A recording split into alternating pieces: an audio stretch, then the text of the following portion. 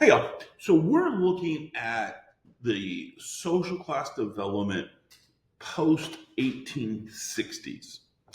We're going to kind of look at how everything kind of changed. Remember, in 1830, with capital intensive production, Karl Marx wasn't necessarily wrong when he talked about the development of this binary, the social class binary, with the bourgeoisie oppressing the proletariat.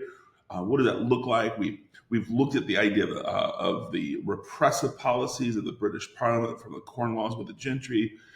Even when we look at the Factory Act and the 10 Hours Act and other elements like the Poor Laws, they really were not beneficial for the lower classes, and yet it benefited the upper classes. And we kind of see that concept of utilitarianism and throughout this with Jeremy Bentham. So I just want to point out there is quite a few issues that England was facing going into this late 19th century. Now, with some changes, we're going to see how from the 1850s to 1870s we get this modern social class system. I like this image, this cartoon that we see here to the right. It is the British social class system, in which they're calling the Beehive. If you want to pause, you can break it down a little bit more if you wanted to. But you just begin to see this development of different classes, leisure time activities, and other elements. So let's go ahead and jump in. So looking at real wages, look at 1600 to 1840. There is a maybe slight increase in real wages, but in reality, it's pretty flat.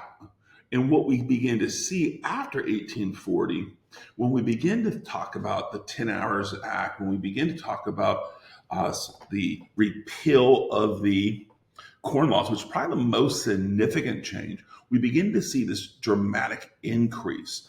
And really, by the time we get to the turn of the 20th century, those workers' real wages are pretty nice, and that will ultimately change a lot of things. But with the real wages, we got the Corn Laws repealed.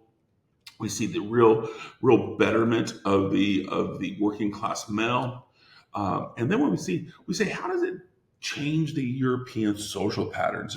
And Dr. McKay really introduces here the idea of how that really challenged Karl Marx's presumptions, and we'll talk more about that later.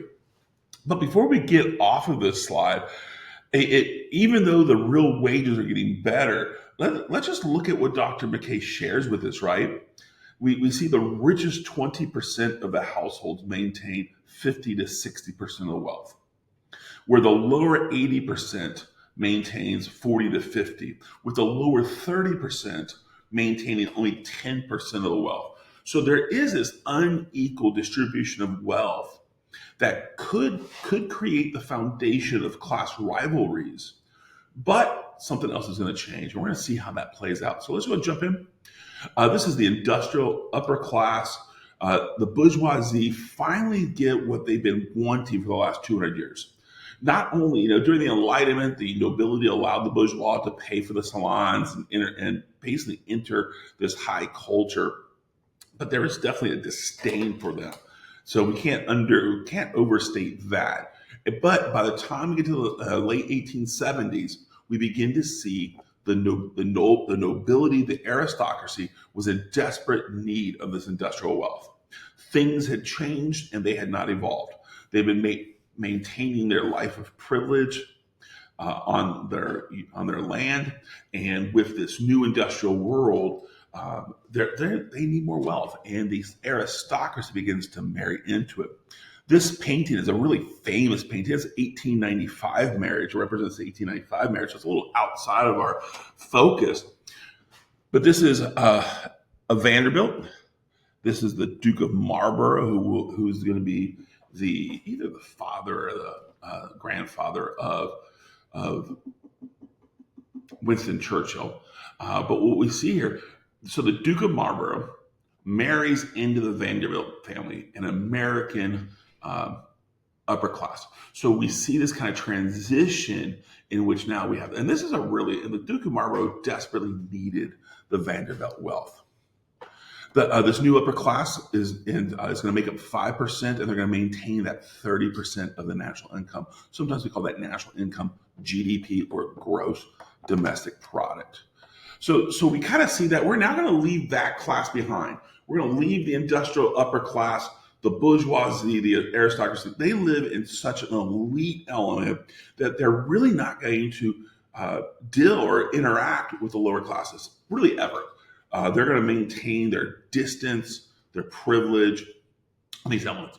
Now, what we're going to see is what Karl Marx failed at: a new industrial middle class developed. So, this binary that we see really changed.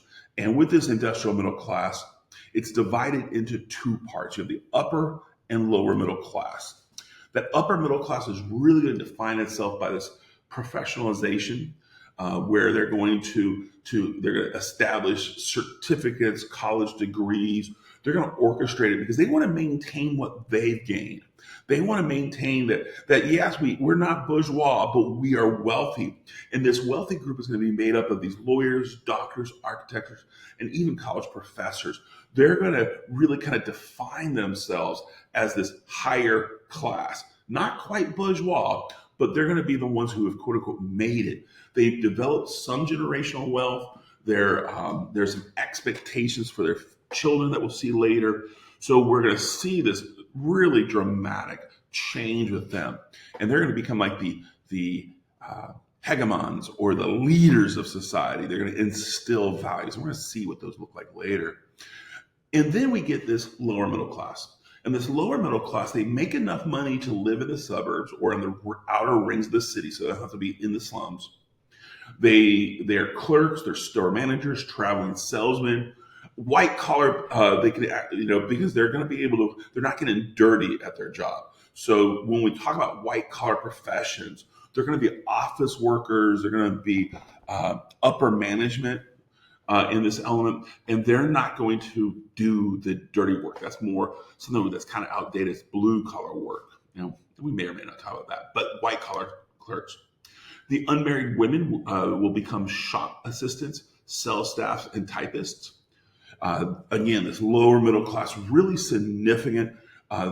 They have their real wages dramatically increased. They have access to leisure time activities. They're developing these new homes.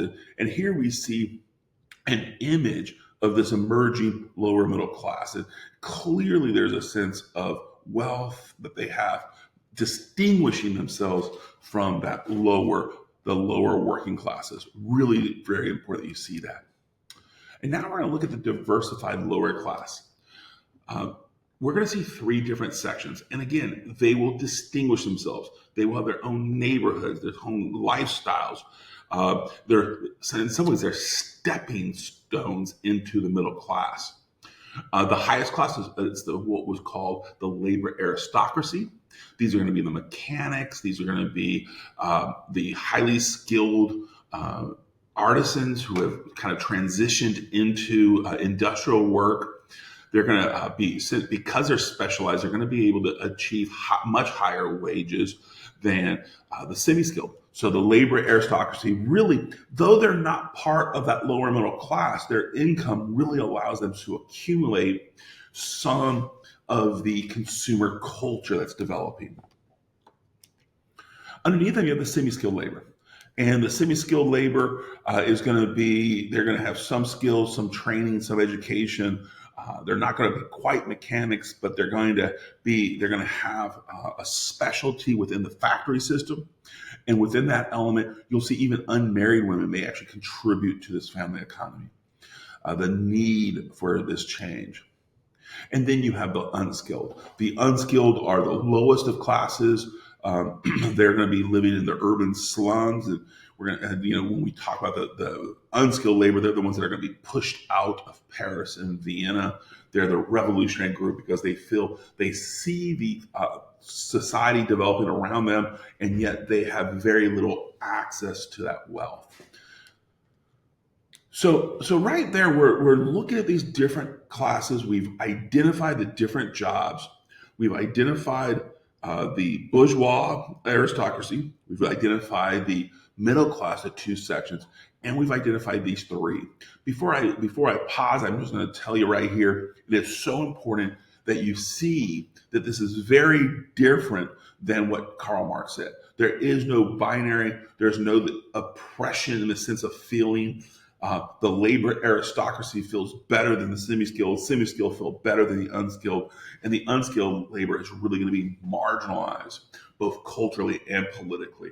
And in doing so, that revolutionary spirit, that class consciousness really faded away, very significant. But with that said, I'm going to pause here